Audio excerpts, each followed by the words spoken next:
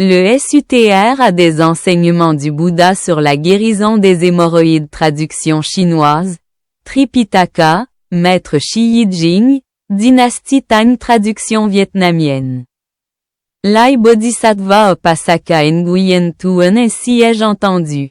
Il était une fois le Bouddha et 500 grands moines dans la bambouséaie près de la grande cité de Rajagriha. À cette époque, de nombreux moines souffraient d'hémorroïdes et étaient amaigris. Jour et nuit, ils enduraient une douleur constante et atroce.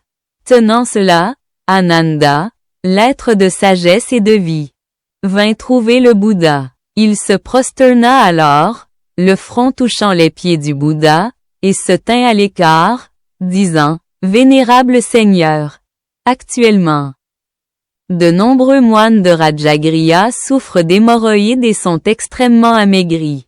Jour et nuit, ils endurent des douleurs constantes et atroces. Vénérable Seigneur, comment peut-on guérir ces hémorroïdes? » Le Bouddha dit à Ananda, « Écoute ce sutra sur la guérison des hémorroïdes, récite-le, mémorise-le et ne l'oublie jamais. Puis, diffuse-le largement. Et toutes les hémorroïdes seront guéries.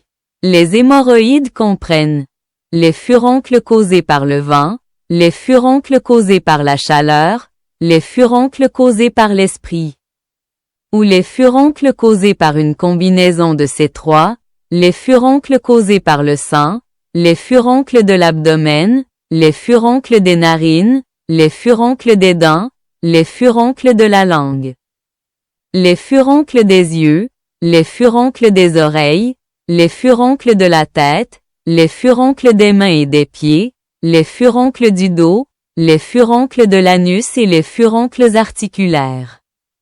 Quiconque souhaite que tous ces furoncles disparaissent, tombent, soient éradiqués et guérissent complètement, doit réciter ce mantra. Le Bouddha récita alors le mantra.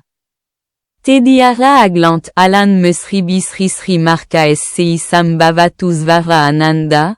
D'ici, au nord, se dresse une grande montagne appelée le roi des neiges.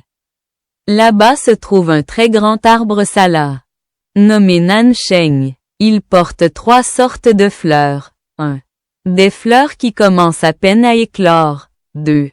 Des fleurs en pleine floraison. 3. Des fleurs qui se fanent.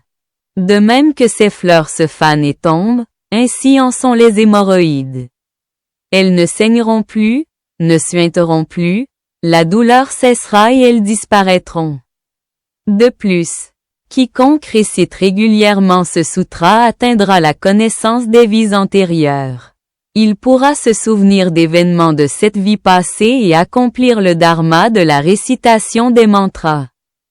Le Bouddha récita alors le mantra, Tediara sem sem sasem samani sasanisvara. Lorsque le Bouddha eut terminé la récitation de ce sutra, Ananda et la grande assemblée furent remplis de joie. L'acceptèrent et le mirent en pratique.